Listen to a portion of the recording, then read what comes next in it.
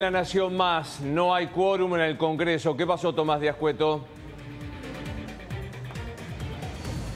¿No está Tomás Díaz Cueto? ¿Lo hago yo solo? Chocan los carritos del Coto. La gente para... Perdón que te interrumpí, pero no hay quórum en el Congreso. Tomás, ¿estás ahí? Sí, Luis, no hay quórum, así como bien lo indicabas. Los que estaban llenando o los que estaban buscando de Unión por la Patria el quórum, bueno, no ha sido posible. Se quedaron de todas maneras los diputados de Unión por la Patria y quienes sí asistieron finalmente a la sesión a hacer sus descargos pertinentes en condición de minoría. No va a tener ningún tipo de valor parlamentario. Ya se ha retirado por lo pronto la diputada Santillán de La Libertad Avanza. Se ha caído entonces finalmente la sesión, no hay quórum. Dale, volvemos cuando vos lo digas. Perdón la interrupción, Facundo, con este tema. Retomo el concepto. Tus chicas se suben, no se suben a cualquier taxi. Lo veo que me lo dice, viste que tiene un Uber de confianza. No toman un Uber, un Cabify, para no hablar de marca. No toman cualquiera. ¿Qué toman? Miran que el auto esté cuidado, que tenga una marca de un radiotaxi, que el chofer tenga, lo siente, que lo vean prolijo. Es decir, alguien que les inspire confianza y si me subo, por ahí les pasa algo, pero sienten que tiene menos chance. Yo creo que la universidad pública, para una parte importante de la sociedad argentina, es el taxi de confianza. Es decir, no me voy a subir a cualquier marcha contra este gobierno, aún cuando no lo voté o si lo voté. Ahora, si aparece una marca que me siento contenido, que me inspira confianza y un valor por el cual considero que puedo ir a protestar, me subo porque por ahí no estoy tan conforme con algunas cosas que están pasando. Entonces, yo digo, ya ahora pasemos en términos de táctica de un gobierno que da peleas y da disputas. Vos decís, ¿es el momento de dar disputas? Justo el momento en que una parte importante de la sociedad, aun cuando son votantes tuyos, dicen que la están pasando mal, aun cuando tienen optimismo respecto al futuro, porque muchos tienen optimismo respecto de que la inflación va a bajar, que la economía puede llegar a mejorar, pero en el momento que vos la estás pasando mal, es bueno decir, che, y ahora vamos a dar otra pelea. Vamos a decir, la educación pública es adoctrinamiento. ¿Es una buena estrategia abroquelar todo eso en ese lugar? Yo siento que desde el punto de vista de la estrategia política, no me parece la más adecuada. ¿Sabes por qué? El otro día estábamos con un grupo de colegas y un colega, Augusto Reina, trajo a colación un concepto interesante que es el concepto de la coalición de las minorías. Todo gobierno va formando del otro lado una coalición. Es decir, a todos aquellos con los que no se lleva bien, que no le gusta su gobierno. De entrada son todas minorías. Ahora, en un momento, esas minorías se te convierten en una mayoría. Pero pará, le pasa a todo, Luis. A ver, le pasó a Alfonsín, le pasó a Menem. A algunos le pasa en 2 años, a otros le pasa en 4. 15 minutos. A otros le pasa en 12, a los Kirchner le pasó en 12. Quiero dejarlo a Pancho para mencionar, pero quiero resaltar algo que a mí me parece que es central. Para mí el mayor convocante de la marcha fue el gobierno, que con una torpeza monumental arremetió contra todos por igual. La facultad es adoctrinamiento. En la facultad no se rinde ningún gasto y se lo llevan todos. Pues, digo, me parece que es un error y que ayer, que había mucho votante Milei en la marcha. Vos caminabas por entre la gente y tenías claro que no había obviamente gente que sostenía a Cristina, etcétera, etcétera. Me parece que el gobierno decidió dar una pelea global de motosierra de campaña contra la universidad y no de bisturí. Lo querés poner como Belcebú a Jacobiti, que de paso está sentado allá atrás y va a charlar con nosotros. Bueno, no sé, será tu batalla. Pero te pusiste a toda la universidad, ¿cómo lo digo televisivamente? En contra. Es como que abroquelaste. Claro, o sea, siempre se supone que el rol de un gobierno... Es una metáfora, Jacobiti, lo del demonio, quiero decirle, porque me mira allá, digo, se me va el invitado. No. A ver, Luis, siempre uno, por lo que ha aprendido en la carrera de ciencia política, en ver cómo funciona la política cotidiana, siempre el rol de un gobierno, lo más inteligente es dividir. Tenés que dividir. Si vos unís, estás cometiendo un error. Porque nunca te acompaña el 100%. Claro. Siempre te acompaña, con suerte, la mitad más uno. Entonces, ¿tu rol cuál es? Que no se te junte la mitad del otro lado. Entonces, si vos abroquelás a todo el otro lado, desde el punto de vista estratégico, estás cometiendo de mínima un error o corriendo un riesgo que nunca sabes cuándo lo vas a tener que pagar. ¿Y cuál es ¿cuál es el error del gobierno en este caso? vos decís en las declaraciones, en decir voy a auditar, porque en realidad el ajuste es lo que hablábamos recién con Luis, es para todos. O tendría que haber, viste que a último momento incluso reforzaron la partida de envíos. Arranquemos por el punto más alto. Por el punto más alto. ¿Cuál es el mandato que te da la sociedad? Ese es un tema para discutir con cualquier presidente que llega al poder. Es válido para Alfonsín, para Menem, para Cristina, para Javier Milei. Es decir, te vota el 54, te vota el 56. ¿Qué quiere decir eso? Quiere decir que vos todas las ideas que tenés las podés llevar a la práctica. Todas las ideas que se te ocurren, todos tus valores representan a ese 54, 56%. O quizás te eligieron con un mandato determinado. Por ejemplo, yo cuando hacía focus group para las elecciones, cuando veía las encuestas, yo veía inflación, nunca vi terminen con la educación pública. La verdad nunca me apareció como un tema, nunca vi en ningún grupo focal, ni en jóvenes ni en adultos, que el tema sea, yo quiero que gane, ¿sabés? La gente decía, yo quiero que gane Milei, porque quiero que venga uno y que termine con esta casta, que termine. Ahora, ninguno relacionaba, la gente de la casta lo relaciona con el gasto de la política, con los diputados, con los senadores, con los ministerios, con los empleados, con los contratos. No lo relaciona con terminemos con la educación pública. El cuestionamiento, por lo que yo veo en términos discursivos, del presidente a la educación pública, es un cuestionamiento que va más allá de lo presupuestario. Porque si fuese de lo presupuestario, es un argumento que, bueno, más difícil de rebatir. Claro. Vos podés decir, yo quiero esto, yo quiero aquello. El presidente dijo reiteradas veces, bueno, lo dijo en la inauguración del ciclo lectivo en el colegio que él fue primario, dijo, la educación pública es un lugar de adoctrinamiento. La pregunta es, en general el presidente ha logrado coincidir con las percepciones mayoritarias de la población. Cuando él dice la casta, se enoja con la política. La pregunta es, en este punto, ¿también su mirada coincide con la visión mayoritaria de la población? Y la otra es, ¿qué pasa cuando la mirada de un presidente en un tema no coincide con la mirada mayoritaria de la población? Ahora, fíjate que el presidente, hasta ahora la única reacción que teníamos era Milei con la taza, lágrimas de zurdo. ¿Habló Adorni? Habló Adorni. ¿Lo escuchamos? Lo escuchamos.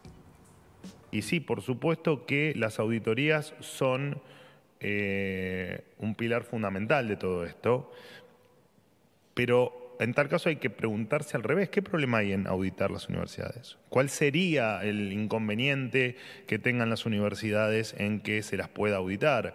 ¿O por qué una universidad, no importa si es la UBA o cualquier otra, pero digo, ¿cuál es la razón por la que una universidad se negaría a una auditoría que en definitiva le va a transparentar sus buenas gestiones al ciudadano, que es el que aporta, porque aporta el ciudadano que estudia y aporta el ciudadano que no estudia, ¿no? Aporta el ciudadano que llega a la universidad y se va con un título, pero también aporta el que no logra llegar a la universidad, con todos los problemas que tenemos en la educación inferior, ¿no? En la educación que no es que es previa a la educación universitaria. Estamos conformes y felicitamos a todos porque eso se dio así. El resto, vale la aclaración, las universidades públicas no se van a cerrar, no está en ninguna agenda ni va a estar jamás en una agenda nuestra cerrar una universidad pública y somos, te diría que de los mayores defensores de la educación pública y eso tiene que quedar claro porque, bueno, una de las cuestiones impulsadas por determinados personajes que vimos ayer es que efectivamente las universidades van a cerrar o que son intenciones de este gobierno cerrarlas, aclarar una y mil veces que la vamos a defender como nadie a la universidad pública. De igual manera, te repito, uno se pregunta, bueno, ¿qué hacían determinados personajes como centro de la escena, ¿no? Cuando muchos de ellos incluso son responsables de buena parte del ajuste. Ahí hay varias cosas. Lo primero, yo creo que las actitudes no performan cosas. Yo digo, qué lindo saco blanco tenés, Facundo.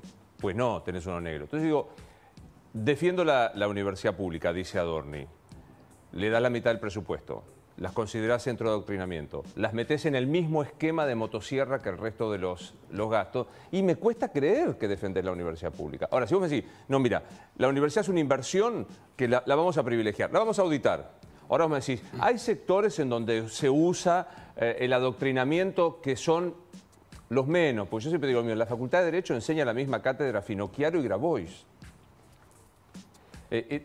Y lo otro, si por lo menos me actualizás de acuerdo a inflación, te voy a creer. Hasta ahora la impresión que hay es que no le gusta la universidad pública. Yo lo siento por Adorni, pero esta es la impresión que yo tengo. Mirá, yo siempre dije algo respecto del presidente Milei que me parece muy interesante, que él trae un enfoque a la discusión en la Argentina que enriquece en un punto el debate, que él es una persona de convicciones ideológicas muy fuertes. Claro. Yo decía, a veces no me gusta cuando la discusión es solo corrupción sí, corrupción no, porque esa es una discusión muy de valores, muy profunda. No se puede discutir política en esos términos. En cambio, Milei propone una discusión más política. Él dice, tiene que haber menos Estado. Eso habilita, creo, una discusión más sincera en la población. Entonces, creo que ese es un punto interesante. Ahora, la pregunta que yo me hago es, Milei es un político nuevo. Quizás el más nuevo de todos los políticos. Está haciendo una curva de aprendizaje. Por ahora viene muy cargado de convicciones ideológicas, pero a veces va haciendo como un proceso de transformación y se convierte en un político más pragmático. Te voy a dar un ejemplo.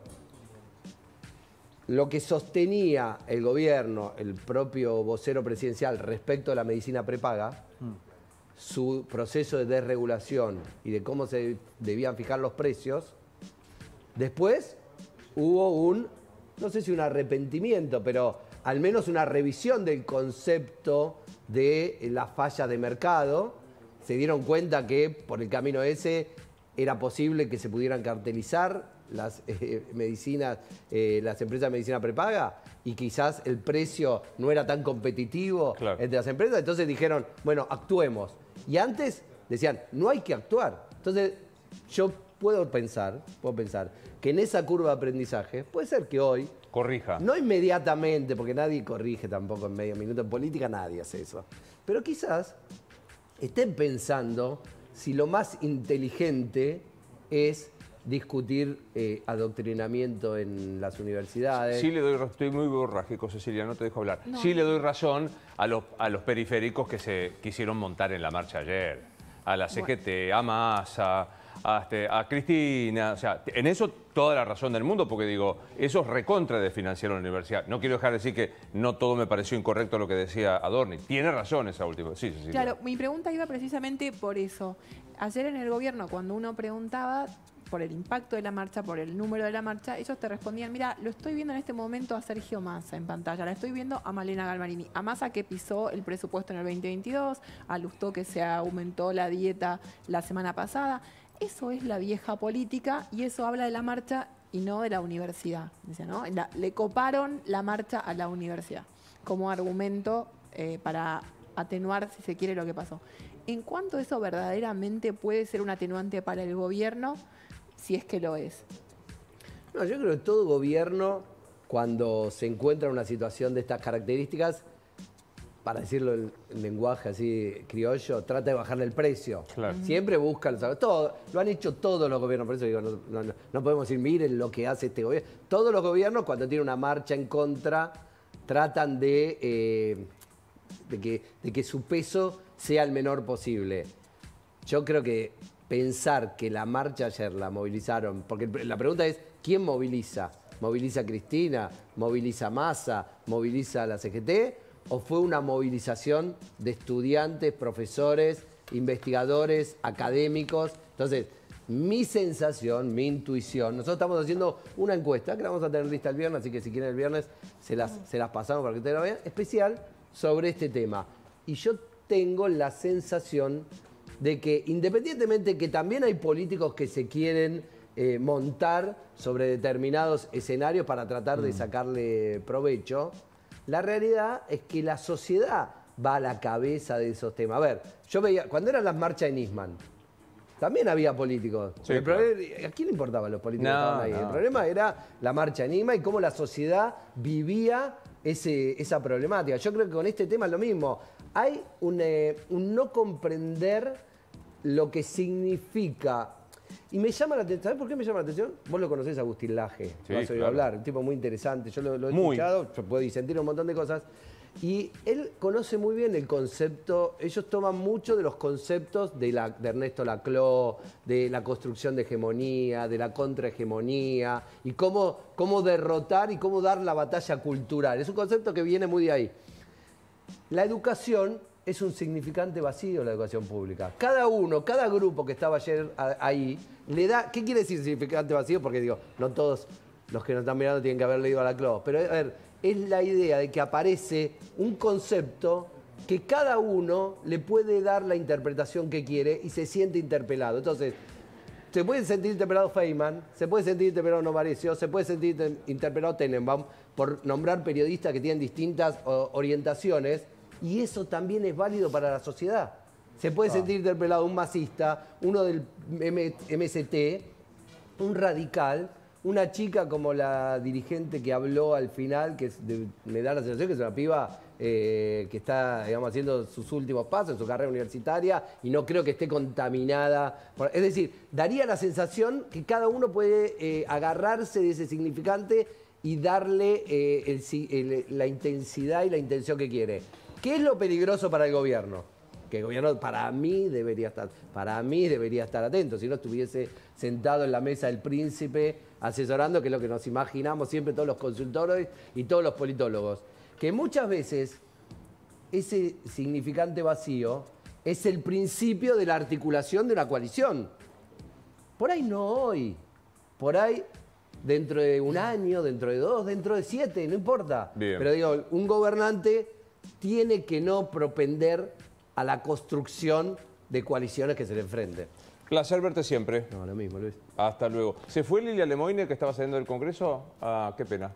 Bueno, enseguida está Emiliano Jacobiti, que es el vicerrector de la Universidad de Buenos Aires. Me parece que es súper interesante escucharlo, porque estamos hablando de qué modelo de universidad queremos. Otra vez Adorni achaca que no sabe, no hay auditorías correctas dentro de la universidad, así que en un ratito seguimos hablando de esto. Ahora me voy a ir a Gran Bretaña, porque está Cristian Martin, nuestro corresponsal.